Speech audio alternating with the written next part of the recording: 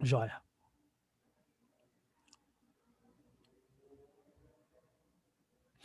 Dando continuidade aqui, vamos trocar de assunto novamente. Agora vamos falar sobre o dano muscular e hipertrofia muscular. Muito provavelmente, né, você já ouviu falar daquele termo no pain, no gain. No pain, no gain. Eu preciso gerador para gerar hipertrofia, ganho, etc e tal. A propósito, será que isso está certo mesmo? Será que isso realmente funciona dessa forma? Tá? Então, o dano muscular tem sido ultimamente usado para mensurar a magnitude de um bom treino. Geralmente a pessoa fala assim: nossa, eu tô dolorido pra caramba, então o treino foi bom. Mas será que isso é verdade? Será que isso é corroborado pela ciência? Vamos ver então o que a ciência tem a nos dizer, tá? Então, vamos lá. O dano muscular, ele é acompanhado pelo extravasamento de creatina quinase, tudo bem? Então, creatina quinase é uma substância que tem dentro do músculo, e a mioglobina também é uma substância que tem dentro do músculo. E quando você treina, tá? Como você pode ver aqui, ó, você realiza alguns danos, alguns estiramentos no sarcômero, aqui na fibra muscular, tá? Esses danos na fibra muscular, por exemplo, fazem com que a membrana plasmática, por exemplo, do músculo, ela venha se romper e essas substâncias aqui, elas venham a se extravasar no meio extracelular. Então o que que acontece, né? Essas substâncias, elas quase não são detectáveis em exames de sangue, quase não são detectáveis. Mas quando você faz musculação e gera dano muscular, né? Ela acaba extravasando do músculo e aí ela é mais detectável e é possível de ser avaliada, tá? Então, algumas pesquisas começaram a avaliar o dano muscular e o crescimento em hipertrofia muscular, né? E começaram a verificar se realmente isso era verdade, que o músculo realmente precisava doer, você precisava do dano muscular para gerar realmente hipertrofia, tá? Então vamos dar uma olhadinha, olha só. Entretanto, tem sido questionado se o dano muscular é realmente referência para hipertrofia muscular. Nos últimos tempos existe esse questionamento, né? Mas ainda assim tem gente que diz: "Ah, mas eu sinto que pega", porque olha só, já adiantando para você aqui, a ciência tem apontado que na verdade não é necessário dano muscular. Alguns ainda vêm a relutar, dizendo assim: "Ah, mas eu sinto que pega, tal, etc, pá-pá-pá, pá-pá-pá". Então vamos dar uma olhadinha no que a ciência tem a nos dizer. Então, nesse estudo aqui, né, de um brasileiro, um grupo de brasileiros aqui, eles investigaram exatamente isso, esse estudo de 2017, o Damas de 2017.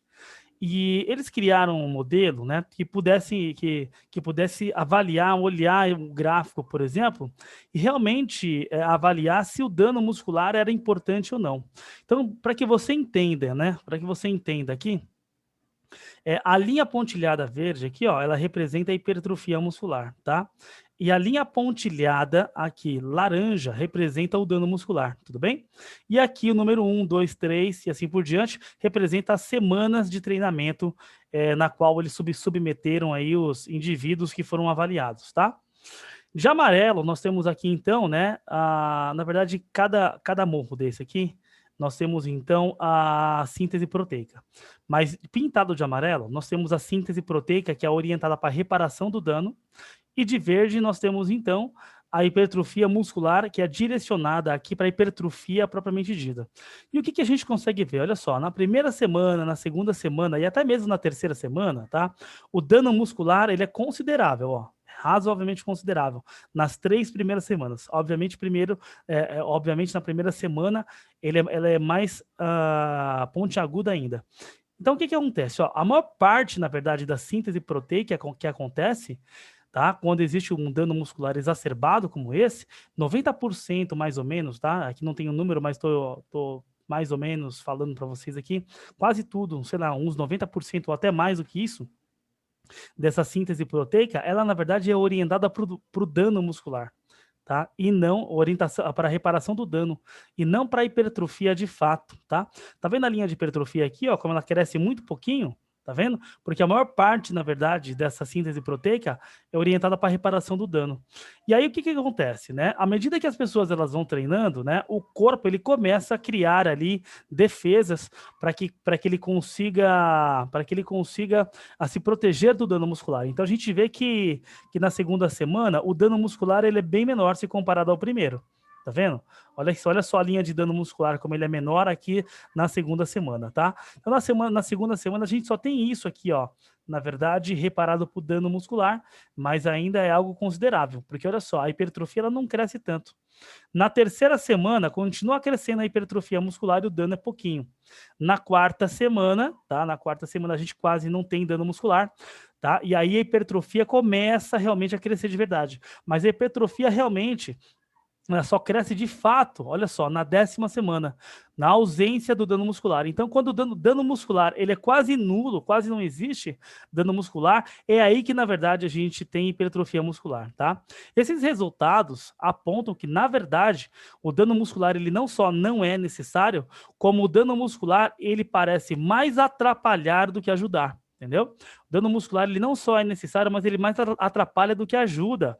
Olha que interessante, né? Então, quando você tem um exacerbado dano muscular, o que acontece é que, na verdade, esse dano muscular, essa síntese proteica do dano muscular aí, ela é direcionada para a síntese, né, da reparação do dano, e não para a hipertrofia propriamente dita. Então vamos lá, olha só. Estímulos hormonais e mecânicos que resultam nos eventos de proliferação e diferenciação das células satélites resultam, por exemplo, no aumento do número de sarcômeros e também no tamanho das miofibrilas, ou seja, da hipertrofia. Então a gente sabe que, na verdade, né, o estímulo mecânico, por exemplo, do músculo, ele já é o suficiente para gerar hipertrofia muscular. A gente não precisa do dano. E quando a gente tem o dano, na verdade, ao invés de ajudar, ele mais atrapalha do que ajuda, tá bom? Vamos dar uma olhadinha nesse outro estudo aqui, ó, de um pouquinho mais antigo, de 2010, que inclusive avaliou esse tipo de situação. Vamos lá.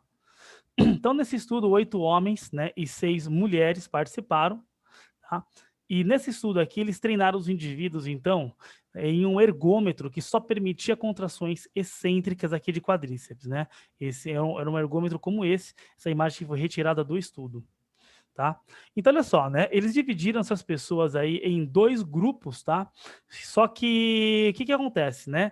Esses 2 grupos, eles foram divididos onde um grupo teria uma introdução, tá? Uma introdução, e o outro grupo já começaria a treinar forte, tá?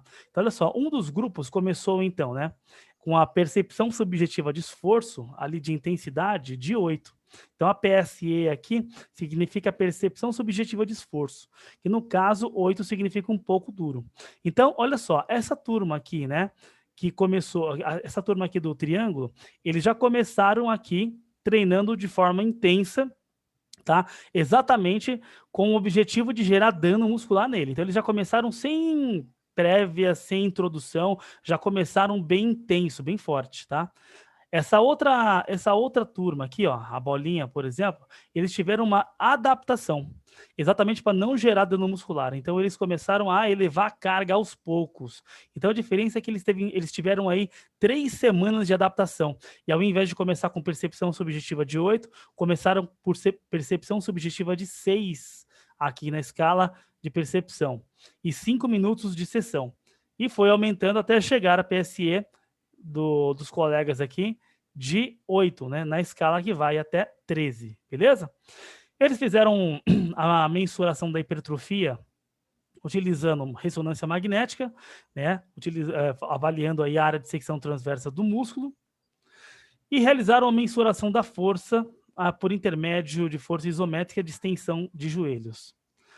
Realizaram aí a mensuração também de creatina quinase no sangue, exatamente para conseguir verificar se houve ou não dano muscular e conseguir comparar as duas coisas. E vamos aos resultados então. Olha que interessante, ó. A turma da bolinha, que teve 3 semanas introdutórias, não teve dano muscular, tá? Em contrapartida, como já era esperado, a turma que treinou, então, já de forma intensa desde o início, teve muito dano muscular durante as 11 semanas de treinamento, tá? Mas o mais interessante está aqui embaixo, ó. Olha que legal, tá? Não houve diferença significante no que diz respeito à hipertrofia muscular. Então, olha só, mesmo o grupo que treinou sem o dano muscular, tá? Não teve dano muscular, hipertrofiou da mesma forma que o grupo que teve muito dano muscular, tá bom? Além disso, olha só, aqui nós temos o resultado de percepção de dor. Como já era esperado, né? A turma que foi submetida a treino intenso desde o início teve dor desde o início e sofreu com mais dor durante todas as 11 semanas, beleza? E aí, vamos lá, o que esses estudos, então, nos trazem, né? Eles nos trazem o seguinte, pessoal, não é necessário dano muscular para gerar hipertrofia muscular. Sempre que você for, então, começar com um iniciante, treinar um iniciante, não tem nenhuma necessidade de você já começar com altas cargas, tá? Esse indivíduo, então, pode começar aí com baixas cargas, você deve, na verdade, começar com baixas cargas, exatamente para ele não sentir dor, para ele não sentir desconforto, porque não tem nenhuma necessidade dele sentir dor, já que os resultados serão os mesmos no que diz respeito à hipertrofia, tá? E se levarmos em consideração de que grande parte, inclusive, do dano muscular, ele é, na verdade, a síntese muscular é direcionada para a reparação do dano, né? A gente pode imaginar, inclusive, que o dano muscular pode mais atrapalhar do que ajudar, na verdade, nos ganhos. Beleza? Deixa eu tomar uma água.